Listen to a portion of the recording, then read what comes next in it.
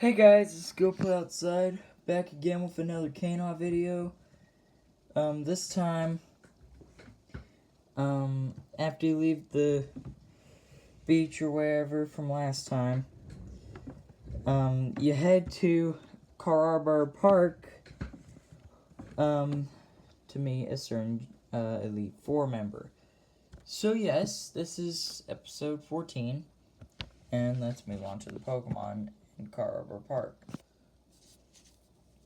So, as you walk further into the park, you stumble upon a Pekapillar. Now, I didn't write hardly any categories for these because I have literally no time. I am recording this at night because of how little of time I have this week because I have so much stuff going on.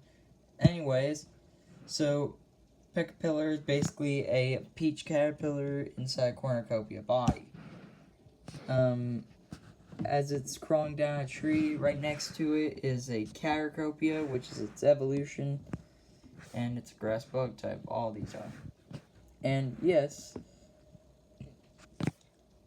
it looks mid, but there's a final evolution after you fight the Elite Four member.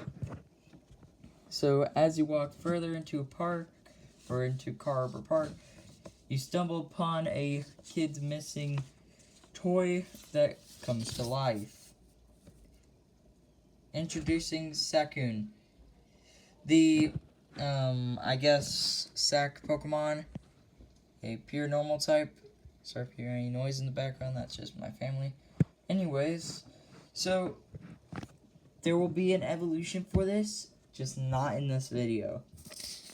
Anyways, moving on, you end up catching up to the Elite Four member. His name is Dark, and he's the grass type Elite Four member. So Dark, meaning Dart, is basically good old Joe from Big Sea Greens. Yeah, that's basically good old Joe right there. And he tells you about what happened to Professor Green right after he got robbed in the last episode. So apparently, after he got robbed, he fell into a Great Depression and became a crow person, as in he loves crows so much that he basically ultimate destroyed into a crow and is now attacking Carr Arbor Park. Anyways, onto that later. Dirk sends out his first Pokemon, Pincute. Now, it's basically based on one of my favorite streamers of all time, Pink Paletta. And yes, this is a shiny. This ain't the normal form. The normal form is in like a green color because it's like a hedge color Pokemon. And yeah, basically you defeat that and you move on.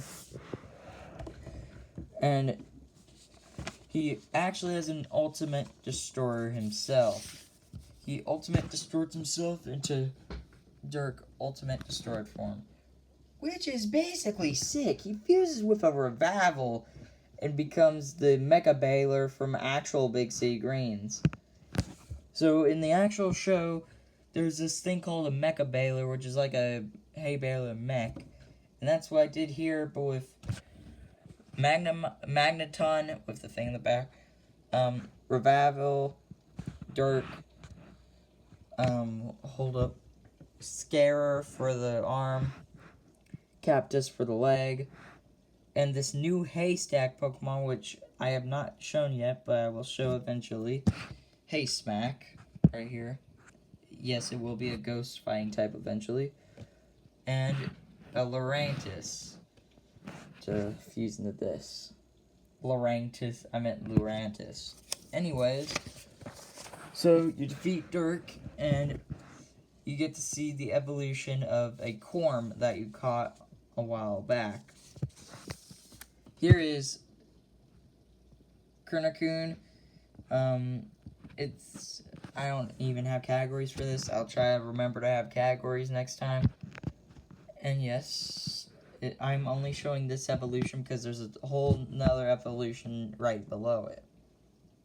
anyways, it's basically a popcorn kernel, and yeah. After that, you travel more into the park to find Professor Green as his new Ultimate Destroyed self flying through the park with, Gigantamax Corviknights, little baby bird things, flying and destroying the park. You challenge him to a duel, and here is Professor Green, Ultimate Destroyed form.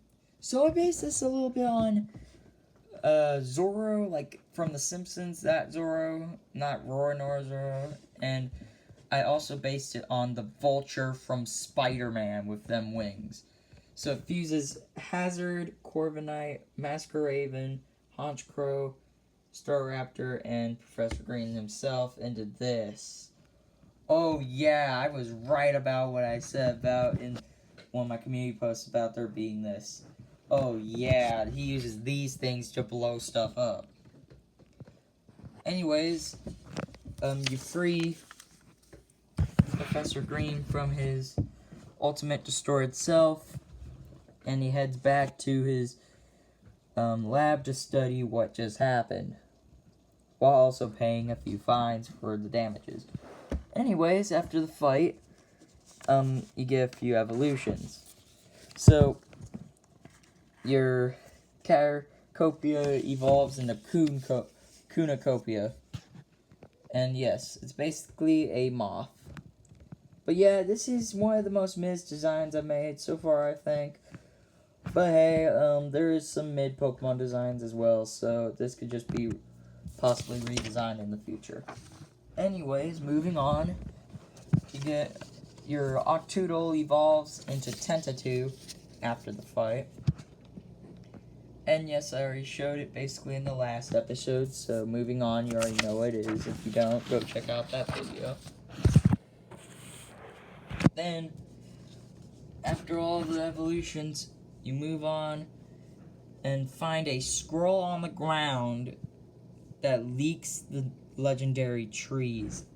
The legendary duo of the box legendaries, basically. So, the box legendaries are Spirit Tree, a Fairy Grass type, and Calamitry, a Dark Fire type.